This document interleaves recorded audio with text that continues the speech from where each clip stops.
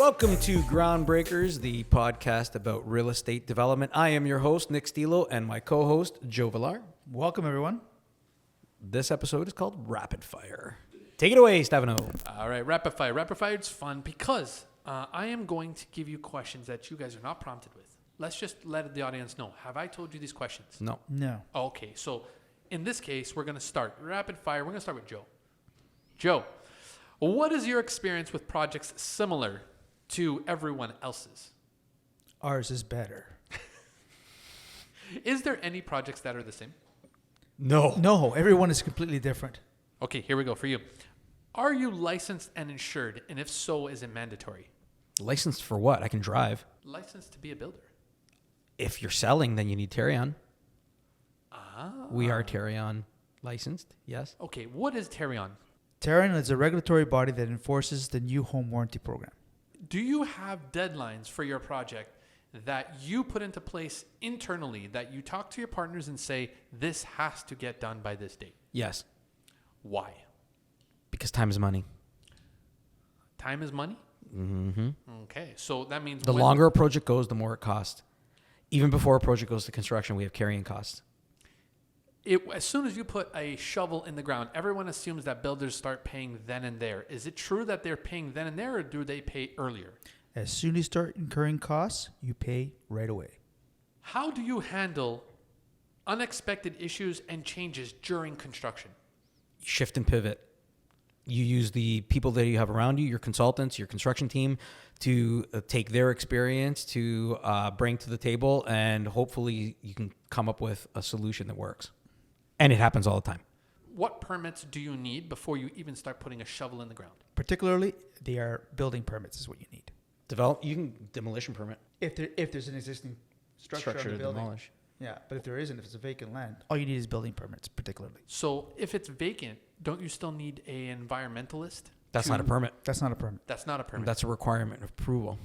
That is still a requirement that is needed. Yes. but it's not a permit. So Old Bronte Road, what was it on previously? A historic site. So now do you need like a historian? What's the next steps on that property? We're hiring a heritage architect that dives into the history of that property. They'll go back into land registries, titles office. They'll go back into city archives. They'll really dive into any piece of source material that they can find that speaks to the history of that property. And based on that research, it'll determine whether the heritage designation is warranted or not. Well, they'll make a recommendation either way, whether it's heritage warranted or not, and then it's ultimately decided by the Heritage Society of Ontario.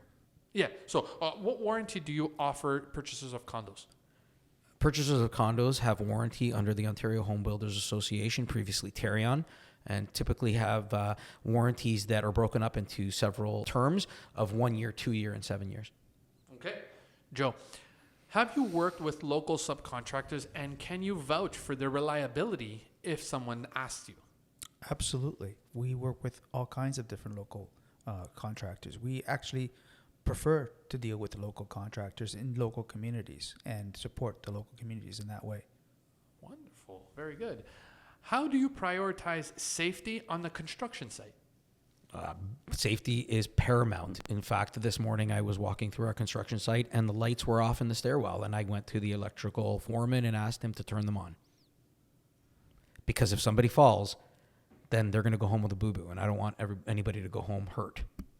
These are family men.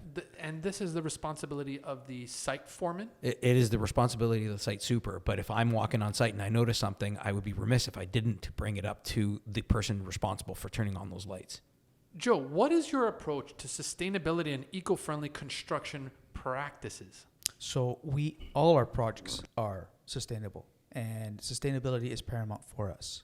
Before we end, that is one of the stories you want to say. Do you want to say that story? What is that story exactly that you want to talk about? Basically, the point that I'm trying to get at is that we don't leave our purchasers high and dry. 2 years after registration, a purchaser called me with a matter that was completely out of my hands and in the condo corporation and property manager's hands, but they weren't getting any responses. So they called me directly, and I called them back, and I fixed it for them. Even though I was already registered and out of the building, I made sure that I got it taken care of. Okay.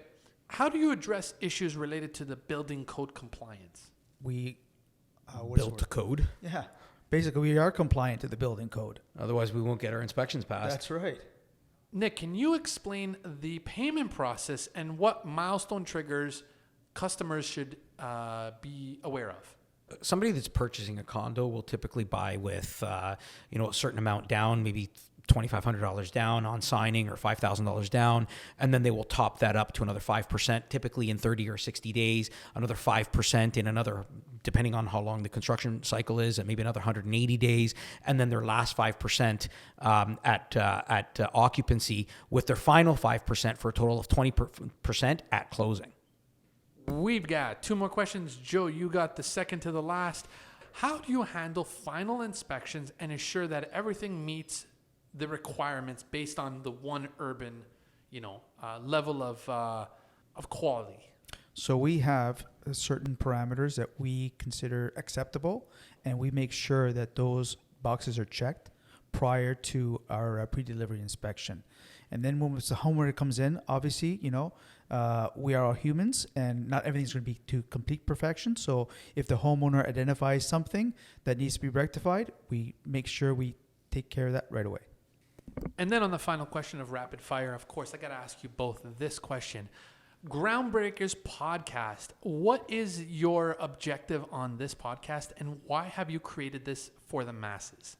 Our objective is to share with our subscribers how the development world actually works, because a lot of people have a lot of ideas of how it might work, but it's a very complicated industry, and there are thousands of moving parts, and we want to decipher all of those moving parts and lay them out for our subscribers. And if these subscribers that are going to love this podcast need to find you guys, where can they find you? They can reach us at our social platforms at oneurban.ca, by email at info@oneurban.ca, or by phone at 416-741-4777. Bye for now. And Groundbreakers out, where dreams get real and bricks get laid. Until next plot twist, keep building.